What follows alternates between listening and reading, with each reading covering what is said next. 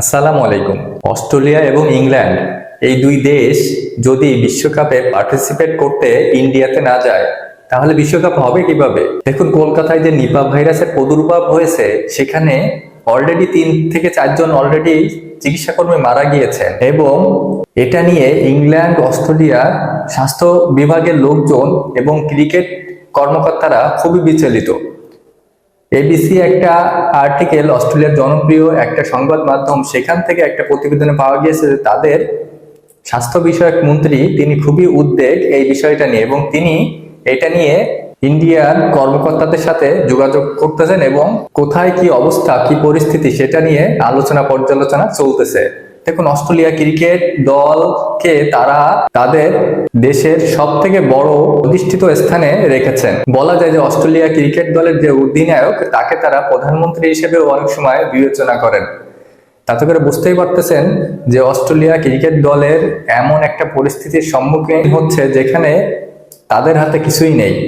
Nipah virus, সেই ভাইরাসটা এতটাই ভয়ঙ্কর যে ইন্ডিয়ার মানুষজনও যেমন চিন্তিত, আইসিসি যেমন চিন্তিত, বিসিসিআই কিংবা অস্ট্রেলিয়ান ক্রিকেট দল সবাই অনেক চিন্তিত।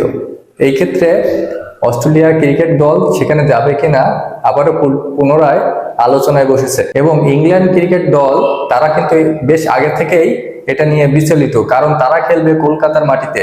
কলকাতার মাটি এই নিপা ভাইরাসের জন্য খুবই ভয়ঙ্কর। পাকিস্তানি একটি সংবাদ মাধ্যম তারা জানিয়েছে যে ইংল্যান্ড ক্রিকেট দল তারা কলকাতা থেকে ম্যাচ সরানোর পর্যন্ত অনুরোধ করেছে আইসিসিকে এবং আইসিসি এটাতে কোনো সিগন্যাল এখনো দিনি। তারা দুই বোর্ডের ভিতরেই আলোচনা সাপেক্ষে এই জিনিসগুলো নিয়ে সামনে এগোবে। দেখুন, ইংল্যান্ড টিম বেশ কিছুদিন ধরে তারা ইন্ডিয়াতে নিপা ভাইরাসটা নিয়ে অনেক গবেষণা করতেছে এবং তাদের টিম অলরেডি ইন্ডিয়াতে গিয়ে এটার বিষয়ে অনেক তথ্য নেওয়ার চেষ্টা করতেছেন।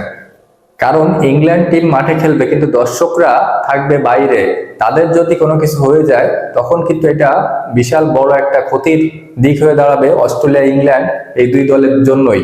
এটা নিয়ে খুবই সতর্ক অবস্থানে সরকার থেকে ক্রিকেট বোর্ড সব পর্যায়ের মানুষজনই। তবে এখন 7 তারিখে বিশ্বকাপ, আর মাত্র হাতে 6 দিন সময় আছে। এর ভিতরে কিভাবে কি পরিবর্তন হবে এটা কিন্তু কারোরই জানা নেই।